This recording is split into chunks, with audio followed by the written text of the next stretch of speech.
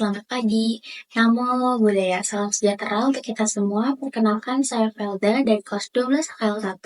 Pada kesempatan kali ini, saya ingin bercerita atau membawakan ceramah tentang sesuatu yang sangat bermanfaat dalam kehidupan kita sehari-hari, yaitu meditasi. Di mana meditasi bukan hanya bagi para biku dan bikuni saja, tetapi juga bisa dilakukan oleh siapa saja, kapan saja, dan di mana saja. Dengan meditasi, kita bisa menemukan ketenangan batin di tengah kehidupan kita dan kesibukan kita dalam mengenangi tantangan. Di mana pada ceramah kali ini, saya akan membawakan ceramah yang berjudul Meditasi dalam Kehidupan Sehari-hari, Menemukan Ketenangan Batin. Nah, apa sih meditasi itu? Meditasi dalam ajaran Buddha adalah latihan untuk memusatkan pikiran agar lebih tenang dan jernih. Tujuan utama dari meditasi adalah untuk membangun kesabaran atau sati dan kebijaksanaan atau pana, sehingga kita bisa menjalani hidup dengan lebih damai. Nah, apa sih manfaat dari meditasi? Di sini saya akan bahas 3 manfaat dari meditasi. Yang pertama ada menentukan pikiran, kedua ada meningkatkan konsentrasi, lalu yang ketiga ada mengurangi emosi negatif. Yang pertama ada menenangkan pikiran, di mana ketika kita merasa stres, cemas, marah, meditasi dapat membantu kita untuk kembali lebih tenang dan berpikir menjadi lebih jernih. Lalu yang kedua ada meningkatkan konsentrasi. Dengan melatih fokus pada satu hal, seperti pernapasan, kita bisa lebih fokus dalam belajar atau bekerja. Lalu yang ketiga ada mengurangi emosi negatif. Meditasi membantu kita mengendalikan emosi seperti kemarahan, kesedihan, ketakutan, dan segala hal yang biasa kita emosikan. Setelah dengan adanya meditasi, batin kita menjadi lebih penuh cinta kasih. Nah, bagaimana sih cara dari meditasi itu sendiri? Meditasi bisa dilakukan dengan berbagai cara. Di sini saya contohkan dengan cara duduk. Yang pertama, duduk dengan nyaman, bisa di lantai atau di kursi dengan pungguk tegak. Selanjutnya, tutup mata atau atur pernapasan. Tarik napas dalam-dalam, lalu hembuskan perlahan, fokuskan pada napas. Lalu yang ketiga, biarkan pikiran mengalir. Jika muncul pikiran atau gangguan, jangan melawan. Cukup sadari dan kembali fokus pada pernapasan.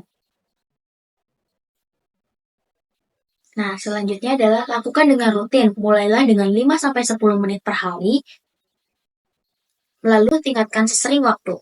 Nah, meditasi dalam kehidupan sehari-hari tidak harus selalu dilakukan dalam posisi duduk. Kita bisa melakukan kapan saja, misalnya pada saat bangun tidur, dengan menarik nafas dan menyukuri kehidupan.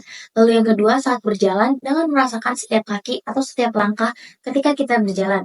Lalu yang ketiga ada saat makan, dengan menikmati makanan tanpa tergesa-gesa atau terburu-buru. Yang keempat, saat menghadapi emosi, dengan mengambil nafas atau sebelum bereaksi.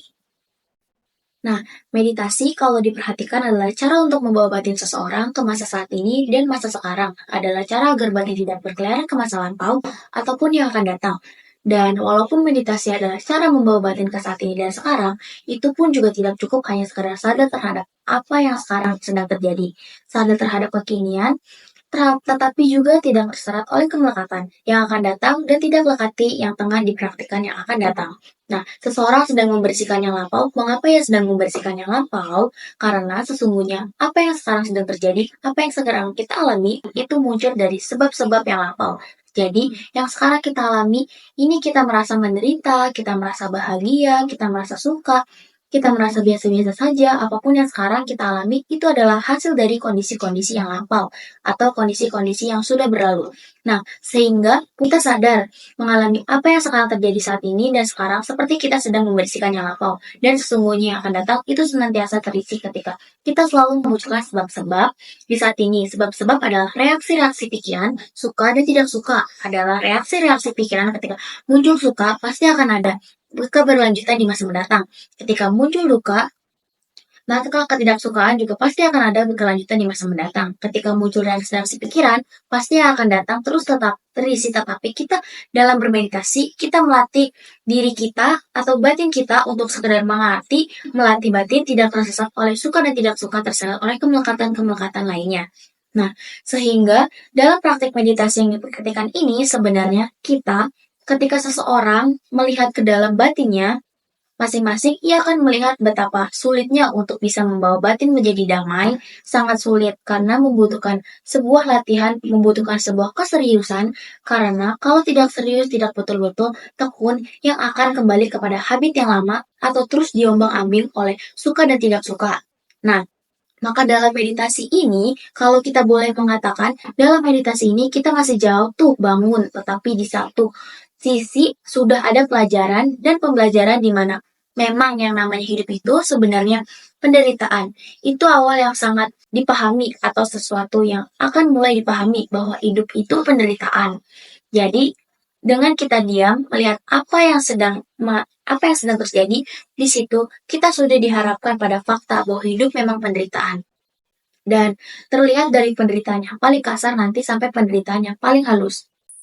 Nah, contohnya seseorang kakinya terkena duri. Ia akan terkadang merasakan sakit ketika bagian yang terkena duri berbenturan dengan benda yang lain. Tapi ketika tidak berbenturan, yang tidak terasa sakit akan terus demikian.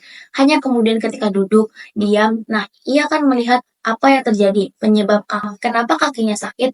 Nah, demikian pula penderitaan itu akan terlihat dengan jelas bahwa penderitaan yang masih sangat kasar seperti rasa sakit, perasaan yang tidak menyenangkan, akan terlihat dengan jelas hanya ketika kita diam, ketika kita mengamati saat ini. Nah, ketika kita mengamati, baru akan terlihat dengan jelas. Nah, itu dia tadi ceramah singkat dari saya. Selain itu, ada juga loh kutipan-kutipan yang dapat kalian dengar. Nah, pikiran adalah segalanya. Apa yang Anda pikirkan, itulah yang akan terjadi. Majjhima Nikaya 19. Meditasi membantu mengendalikan pikiran, karena apa yang kita pikirkan akan membentuk kehidupan kita.